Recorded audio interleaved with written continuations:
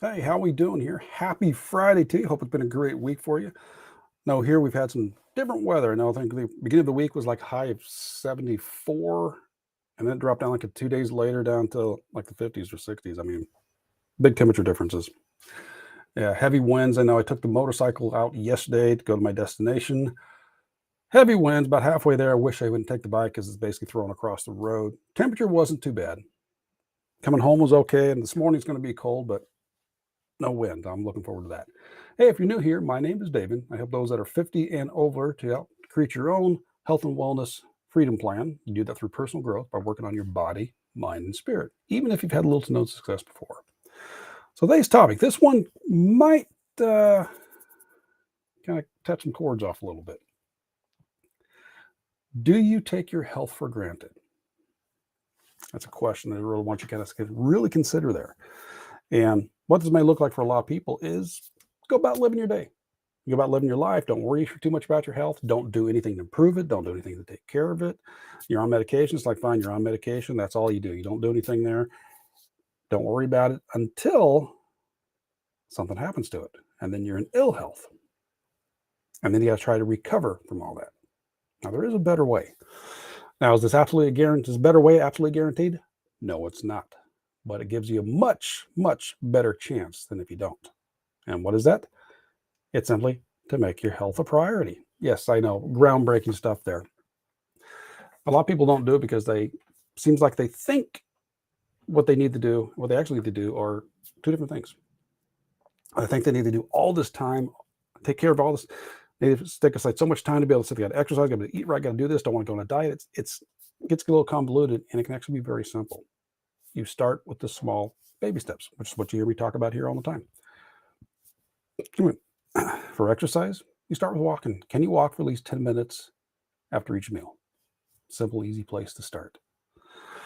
And you can even do that normally if you're at work, you got to take your lunch break, you normally got some extra time, you're able to do that there.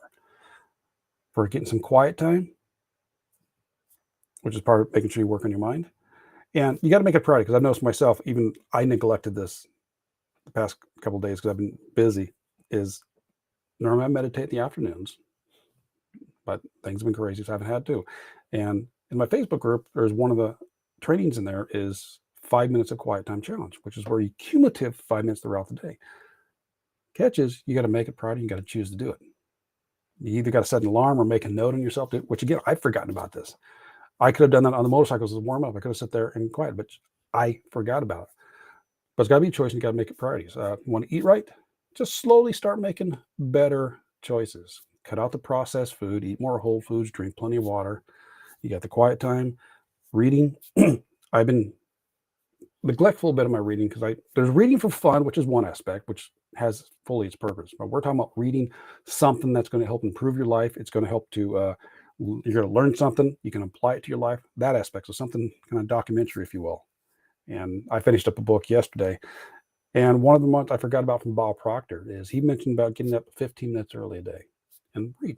Just read for 15 minutes, which is similar to what Craig Ballantyne's talked about. You get up 15 minutes early a day and you work on your number one priority. He wrote several books that way.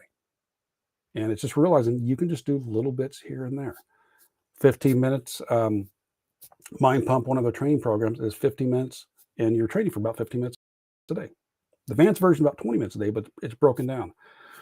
So taking care of your health, there's all this compiles together between working on your body, your mind, spirit. They all intertwine together. You know that. And it's making sure, like, you have a strong immune system. So if you do happen to get sick, you're normally not going to get sick as bad because you're pretty strong. You get your full rest, that's a recover. You get your nutrition coming in there.